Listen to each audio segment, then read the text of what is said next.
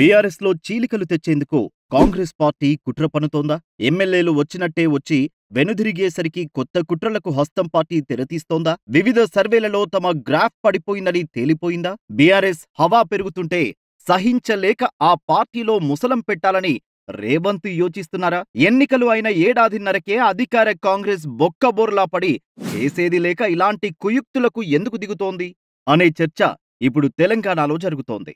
తెలంగాణ ప్రజలకు అదే పనిగా హామీలిచ్చి వాటిని నెరవేర్చడంలో కాంగ్రెస్ ప్రభుత్వం విఫలమైందని ప్రతిపక్షాలు జనంలో తీవ్ర వ్యతిరేకతను తీసుకురాగలిగాయి. ప్రజలు కూడా అక్కడక్కడా తిరుగుబాటు చేస్తున్నారు. ప్రతిపక్షాల విమర్శలను సమర్థిస్తున్నారు. దీనికి అధికార కాంగ్రెస్ చెబుతున్న సమాధానం ఒక్కటే: ఖజానాలో నిధులు లేవు, అప్పులు పెరిగిపోయాయి, కాస్త ఆగితే అన్నీ చేస్తామని. కానీ 100 రోజుల్లో అన్నీ చేస్తామన్న హస్తం పార్టీ ఇప్పుడు మరింత గడువు పొడిగించడం, జనానికి ఇచ్చగించడం లేదు. అందుకేనేమో అక్కడక్కడా నిరసనలకు దిగుతున్నారు. అధికార కాంగ్రెస్ చేతులెత్తేసిందన్న ప్రతిపక్షాలు విమర్శలకు ఆకర్షితులవుతున్నారు. ఇదంతా చూస్తుంటే ఏడాదిన్నర తిరక్కుండానే కాంగ్రెస్ గ్రాఫ్ పడిపోతోందన్న వార్తలకు బలం చేకూరుతోంది. బీఆర్ఎస్ నయం, చేసిందే చెప్తుంది, చెప్పిందే చేస్తుందనే చర్చ మొదలైంది. దాంతో బీఆర్ఎస్ వైపు జనం దృష్టి మరలకుండా అధికార కాంగ్రెస్ కుయుక్తులు మొదలుపెట్టిందని గులాబీ పార్టీ నేతలు ఆరోపిస్తున్నారు.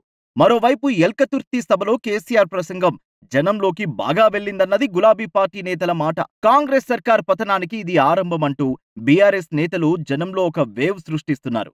మరి ఈ ప్రచారం తమ కొంప ముంచుతుందేమో అన్నది హస్తం పార్టీ నేతల బాధగా కనిపిస్తోందట. దీంతో ఎల్కతుర్తి సభలో ఏం లోపం జరిగిందో భూతద్దంతో వెతికారట. ఏం కనిపించకపోయేసరికి హరీష్ రావు మౌనంగా ఉన్నారనే ఒక చవకబారు ప్రచారం అందుకున్నారు. అంతేకాదు, హరీష్ రావు బీఆర్ఎస్ కు రామ్ రామ్ చెప్పబోతున్నారనే వాదనను కొందరి ద్వారా సోషల్ మీడియాలో ప్రచారం చేస్తున్నారట. దీనిని హరీష్ రావు ఖండించారు. వాస్తవానికి హరీష్ రావు బీఆర్ఎస్ లో ఉంటారా ఉండరా అనేది గులాబీ పార్టీ అంతర్గత వ్యవహారం. మరి వారి వ్యవహారంలో వేలు పెట్టడం వల్ల వీళ్లకు వచ్చేదేంటో తెలియదు. బీఆర్ఎస్ క్రమంగా జనంలోకి వెళ్తుంటే, జనం ఆ పార్టీ వైపు చూస్తుంటే దానిని బ్రేక్ చేయాలనే అత్యాశ కావచ్చన్నది కొందరు విశ్లేషకుల మాట.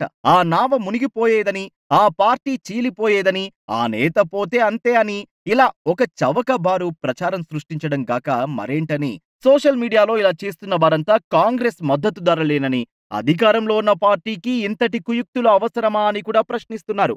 మరోవైపు బీఆర్ఎస్ నుంచి కాంగ్రెస్ లోకి వచ్చిన ఎమ్మెల్యేలు మళ్లీ వాపస్ కావడం, పార్టీ మారాలనుకున్న గులాబీ నేతలు పునరాలోచనలో పడడం కూడా హస్తం పార్టీని కలిచివేస్తోందని, అందుకే ఇలాంటి కుయుక్తులు పన్నుతోందని అంటున్నారు.